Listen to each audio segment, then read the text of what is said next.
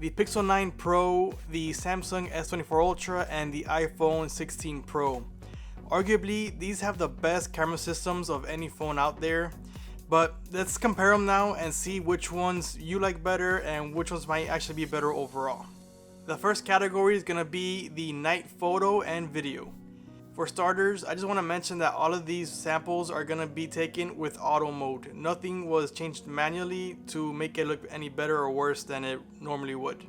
When comparing the output without zooming in at all, the quality of the ultra wide and the main sensor on all three phones are fairly comparable. There is some stylistic differences that you might prefer over the other, but overall the quality is good on all three phones. So let me list out some of the differences that I've noticed between the different phones. The first difference, and the easiest one to spot because it's right in there, you can notice it without zooming in, is going to be the color tone.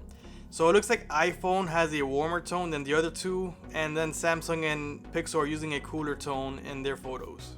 The second thing that we can notice is the shadows. So the Pixel 9 Pro boosted all of the shadows with all the sensors. With the iPhone, it boosted it on the main and telephoto sensors, but then dropped them a bit on the ultra wide. And then with the S24 Ultra, the shadows on all of the sensors were the darkest of the bunch. I know that I can get brighter photos with the S24 Ultra and with the iPhone, so in these samples, I think it was more of a stylistic choice rather than the camera just can't get the brighter shadows. But I have noticed that Pixel likes to keep everything visible, so that makes sense to me why the shadows were boosted more on the Pixel than the other phones. So even though the ultra wide and the main sensors all performed pretty equally in terms of clarity and quality of the photo, the telephoto sensor was a different story. The iPhone 16 Pro looks like it had the worst output. It had the softest details and also some grain in it, so it wasn't that great of a photo. The Pixel had a brighter photo and you can see more details, but it had some good amount of noise in it. And then the S24 Ultra had the cleanest image and had the least noise. So I would say that in terms of the telephoto, it seems like the Samsung did the best of the three on the night or low light photos. Moving on to the night or low light video, I noticed the same thing with the color tones. iPhone had a warmer tone than Samsung and Pixel. And in the video portion, it looks like the roles were reversed with Pixel and iPhone. With the iPhone, everything seemed to be boosted up where you can see everything clearly. And with the Pixel and Samsung, everything was a lot dimmer. And again, just like the photos, Samsung had the darkest of the three videos. I was impressed with the iPhone's output on this one. It was the fact that it was bright and still very clean and not filled with noise was a very good sign that, their optimization for video is really good, as expected really. But this wasn't a perfect outing. There were a couple of issues that I want to note. Both the Pixel and the iPhone had issues deciding which lens to use when I was zoomed in 5x. They kept on going back and forth between the main sensor and the 5x sensor. However, once I started recording with the iPhone, it just stuck with the sensor that was already selected. Whether it was a 1x or the 5x sensor, I couldn't really tell, but the quality was pretty decent. With the Pixel 9 Pro, I did notice that there were times when it was switching mid-recording from the main sensor to the telephoto sensor. And to me, that's probably the worst option possible because you're gonna be able to tell that the sensor is being switched back and forth in the middle of the video. So even though the iPhone did have some trouble deciding which sensor was best for the scenario, the fact that it just stuck with one after I started recording is a better outcome than Pixel's. Now with the Samsung S24 Ultra, it didn't hesitate at all. As soon as I clicked the 5x, it switched to the 5x sensor and didn't hesitate to go back to the main sensor at all. It just stayed on the 5x sensor. And then obviously once I recorded, it stayed on the 5x sensor without any hesitation. So in that sense, the S24 Ultra was the easiest one to work with, but the output was pretty much decent on all of them. The second issue was specifically with the Pixel 9 Pro. So I tried out the night boost because it's supposed to be the best option for the Pixel 9 Pro. But when I recorded with the night boost, the video was very choppy and pretty much unusable. I noticed it while I was recording. It looked like it was recording at a very slow frame rate, and it was just choppy when I moved from left to right or panned from left to right. I decided to upload it to see what would happen once it was, processed by the Google servers. And when I got it back, it was improved quite a bit, where you didn't notice the choppiness as much. But in place of the choppiness, I saw like the jitteriness in the video, which it is better than just being plain choppy, but it's just not what I expected from the night boost. I expected it to be the best video out of all of them, but I actually prefer the video I took with the regular video mode on the Pixel 9 Pro instead of the night boost. And I was thinking I was doing something wrong, but the way that Pixel's camera app works is kind of like iPhone, where it's very automated. I don't really have to do anything special. I just have to click on the mode and it's supposed to do everything fine. So I doubt I did anything wrong. If you had the same experience, let me know about it. And if you don't experience the same sort of issues, I would like to know how you used it. I imagine you just clicked on night mode and recorded. Can't imagine you do anything else. But yeah, my experience with it was terrible. The next category is gonna be the daytime photos and videos.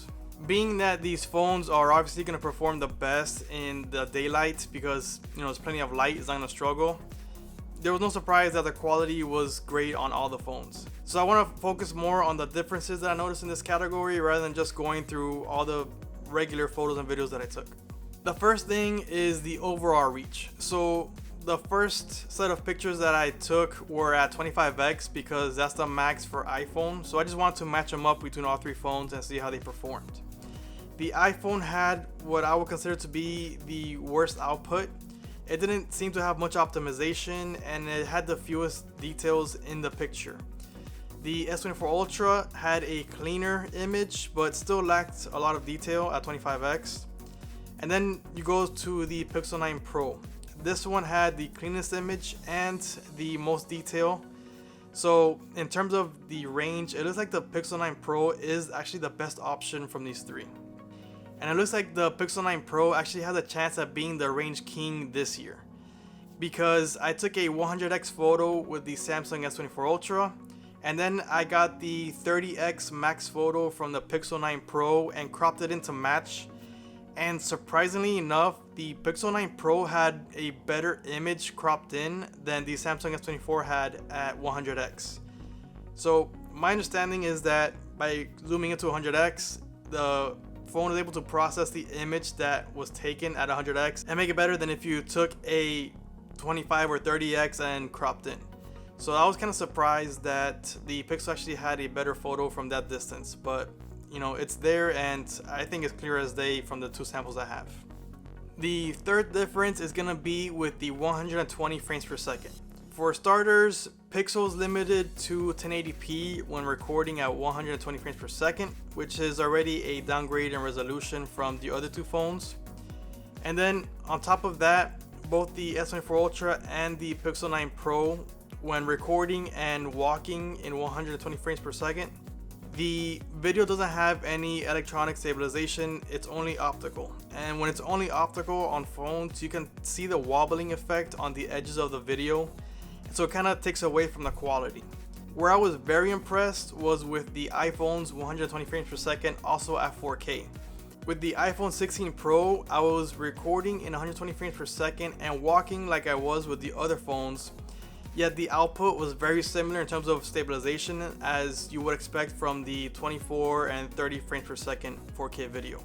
So that was very impressive. And in that specific scenario where you're recording 120 frames per second and walking, the iPhone 16 Pro has by far the best output. Now if you're on a tripod or using a gimbal, it might not matter as much, but if you're trying to go out with as little gear as possible, the iPhone 16 Pro is going to have the best slow motion. The third thing is that the iPhone does not have the ability to record in 8K. And in this point in time, it's not a big deal, but in the future, it could come in handy to be able to record in 8K. Even though it's not the most important thing right now, there's still a pretty good use case for it. For example, I like to use it to record wide and then be able to crop in like 50% and still have 4K resolution. So just give you some flexibility. Number 3B, however, is that the Pixel 9 Pro, even though it can record in 8K, it has to be done with video boost. I just don't think that the output is worth the wait. Now we're talking about we're recording 8K video, which is going to be a massive file size. Then once we record it, we're going to have the 1080p version available to us. and we have to upload the 8K data. That's gonna take forever, considering that you're using most likely a personal home internet, which doesn't have the best upload speeds for the most part, and you're uploading a massive file. Not only that, it takes hours for the processing to finish, and then for you to be able to view it and then download it. So it's just a terrible workflow, and to me, I wouldn't use 8K on the Pixel 9 Pro just because of the workflow being so cumbersome. And obviously Samsung has the 8K right there where you can just use it and it comes out great. I mean, I don't know why just Pixels don't do that. And then number 4 is going to be the steady or the action mode. The first thing to note is that the Pixel 9 Pro is limited to recording the action mode or the steady mode in 1080p, while Samsung and iPhone can both record in Quad HD, which is somewhere between 1080p and 4K. So in terms of resolution, Samsung and iPhone have a leg up right there. So in these samples that I'm going to be showing, I was jogging as best I can to keep it the same between all 3 phones. The next category is going to be portrait photos and portrait videos, aka cinematic mode, aka blur mode. So yeah, they all have different names, but basically portrait or blurred video, however you want to call it. The first thing to mention is that obviously all the phones, since it's artificial, can be a little bit hit or miss. Some phones do better than others, and I think Samsung and iPhone both do a really great job. The Pixel 9 Pro does a good job a lot of times, and then sometimes just misses wildly. The main difference I've noticed when they're missing is that the iPhone and Samsung, when they miss, is like a slight additional blur to the edge of your skin, while the Pixel 9 Pro, when it misses pretty bad, you can actually see a clear outline around the body before the blur starts. So it can get pretty bad with the Pixel 9 Pro. And then Samsung, I've also noticed that the background might not always be evenly blurred. I've seen pictures where everything is blurred evenly, and then you have a spot that is not blurred as much, and it's pretty noticeable. So in those pictures, I tend to just remove the blur altogether and just keep it as a regular photo. iPhone, I haven't used it quite as much, so I haven't seen how bad it can actually get, but for the photos that I have used, most of the time it's pretty spot on in terms of its accuracy of the blur. The second thing is that the Pixel 9 Pro has the most limited range for the portrait mode. So with the iPhone and Samsung, you can use portrait mode on the main sensor and the telephoto sensors, which for the S24 Ultra, there's 2 of those. With the Pixel 9 Pro, you're limited to using the main sensor. And it's also a little bit odd because the range, even using the main sensor, is between 1.5 and 3x, which I don't know why they don't let you use the main sensor at 1x. So that's also odd, besides the fact that it's limited to just one sensor. And the third thing for the portrait photo, once again, comes down to Pixel 9 Pro being limited in terms of the options in the app. With the Pixel 9 Pro, you basically just have portrait photo as it is out of the box. There's nothing else you can do with it. With iPhone and Samsung, you have different lighting techniques that you can use on the mode, and with Samsung you can even change the effect of the blur or the background. So in terms of options, Samsung and iPhone are doing a better job on that point. So now I'm going to show you the samples for portrait video from the 3 phones. 2 things to note while you're watching this. The first thing is that the Pixel 9 Pro is once again limited to 1080p, and iPhone and Samsung can both record portrait video in 4K. So you might notice a difference in quality. The second thing is that this is also going to be an audio test, so you can see how good the speakers are for the 3 phones. I haven't listened to them, so I'm not going to talk on the audio, but you'll be able to see for yourself and judge for yourself which one you prefer, or maybe they're all just good overall. This is the blur mode on the Pixel 9 Pro, also known as cinematic mode on iPhone or portrait video on Samsung. How's the quality? How's the cutout for the blur? And does it follow me accurately when I move left and right? Or does it start cutting off my ears and cap? Also, how is the audio quality? This is the portrait video mode on the Samsung S24 Ultra, also known as cinematic mode on iPhone 16 Pro and blur mode on the Pixel 9 Pro. How is the quality and how is the cutout or the outline?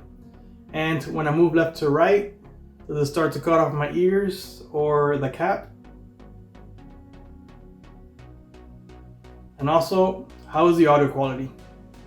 This is the cinematic mode on the iPhone 16 Pro, also known as blur mode on the Pixel 9 Pro or portrait video on Samsung's S24 Ultra. How is the quality and how is the outline or the cutout for the blur? And when I move, does it follow me properly or does it start cutting off my ears? Does it follow me accurately? And then how is the audio quality? I know this last segment was pretty tough on the Pixel 9 Pro, but I feel like the next segment is gonna be where the Pixel 9 Pro does the best in. And that's gonna be the specialty modes. The first one I'm gonna cover is the iPhone's spatial video. So this one is, I guess, something for the future, but right now I don't see much use for it unless you own a Vision Pro. The first thing is that you're recording two separate sensors, so I don't know how close it's gonna be in quality from the left to the right sensor, but I guess iPhone could figure something out with that. The second thing is that you're limited to 1080p at 30 frames per second, which is an odd one because why wouldn't they give you the option for 24 frames per second since they have it on the other modes as well? And do they not have enough power in the chip to be able to record in 4K? I don't get that one either. And of course, with the spatial video, there is just no way to replicate that with the other phones. I don't even think you could do that with even third-party apps. Next, let's go to the Pixel's Action Pan. This is one that can be replicated with the other phones, but depending on the situation or the scenario, you would either need some gear like an ND filter or be shooting at night where you can go for longer shutter speeds. But basically, this does all the hard work for you. With Action Pan, you just follow your subject and click on the capture button, and it's just gonna do all the work for you and give you a photo in motion type of feel. I've done this plenty with my mirrorless camera, so it is possible with a regular camera, but you either need to be in low light to reduce your shutter speed or have gear like the ND filter. So immediately what came to mind was that Samsung has a built-in ND filter when using expert RAW mode. So I figured I could just replicate it super easy even in daylight. But what happened is that I would follow the subject, and when I took the photo, the background was actually perfectly still and what was blurry was the subject. So I'm not sure what the software was doing, but it wasn't doing what I wanted it to. So really, unless you have an ND filter or an attachment for an ND filter, you can't really replicate this all that easily. Next is the Pixel's long exposure, and this is another one where you can replicate it more easily when it's low light because you go to lower shutter speeds, but also with gear like an ND filter. So on this one, the expert RAW mode in the Samsung S24 Ultra actually was able to do a pretty decent job, but it's not very helpful in terms of software. It requires some skill to get the photo clear and still have the motion of the water or whatever you're taking a picture of. With the Pixel 9 Pro, you literally just take the photo and it's gonna make everything super crisp except for the thing you want to be in motion, and that's gonna look like it's in motion, either water where it's silky smooth or passing cars that are blurred out. So it just does all the work for you. It makes it super easy to have a very cool photo. The S24 Ultra also has a way of doing this afterwards. If you capture the same picture with the live photo on, you can go into the gallery and swipe up to get the options for the AI portion of things, and it'll create it. Though the output hasn't been all that great, maybe someone else might have better luck. Basically, what I was seeing with the S24 Ultra using that method was the water was silky smooth and the center of the picture was in focus and very clear, but then the edges looked like they were blurred too, so it wasn't as crisp as what was coming out of the Pixel 9 Pro. Plus, it required extra steps, which, that's the whole point of the Pixel 9 Pro here. It's just you point and shoot, and it's gonna come out good pretty much every time I've used that mode. Now, moving over to Samsung, they have single take. And that's gonna be a great one if you don't know or have any idea of what you wanna do in that scenario. So if you don't know if you wanna take a video, set up pictures, which sensor to use, just go to single take, press the button, and you're gonna have plenty of options to choose from with about 10 seconds of shooting. And lastly, on the specialty mode is Samsung's dual record. This is another one that you can't just replicate with any other phone. You kind of need that mode to really get that type of result. So with dual record, there are plenty of upsides to it.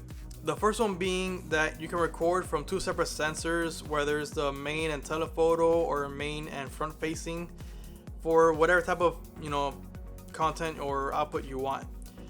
And also, you're not limited to 1080p on this. You can record, at least in the S24 Ultra, you can record in 4K. So you're gonna get great output, great quality out of this mode.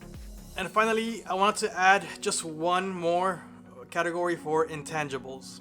And this one's gonna go straight to the Pixel 9 Pro, where it has a single piece of glass for all three sensors. So not a big deal in most cases, but while I was testing this, I tried to keep the lenses as clean as possible between the photos and the videos. And after a short while, it just got really annoying trying to clean the 3 or 4 different lenses from the other two phones. Going in these little tiny circles, one by one, and then hopefully you don't touch one with your finger while you're cleaning the other. And I give mad props to Google for sticking with one single glass where a couple of wipes cleans all three sensors. So even though it's really not an important day to day, I found it to be a pleasure to work with compared to the other phones on that one. I'm sure you're probably expecting me to choose my favorite phone from these three, but I don't want to do that because each phone has their benefits. So instead, what I want to do is mention the things that I would try to avoid with the different phones. For the S24 Ultra, all you really need to worry about is just kind of avoid taking motion or moving videos in 120 frames per second. The wobble effect really is distracting, so if you are going to use that, either use a gimbal or put it on a tripod and get the slow motion that way. With the iPhone 16 Pro, I would avoid taking like ultra low light photos with the telephoto sensor. And then I would also avoid taking extended range photos because after 10x it started to fall apart a little bit.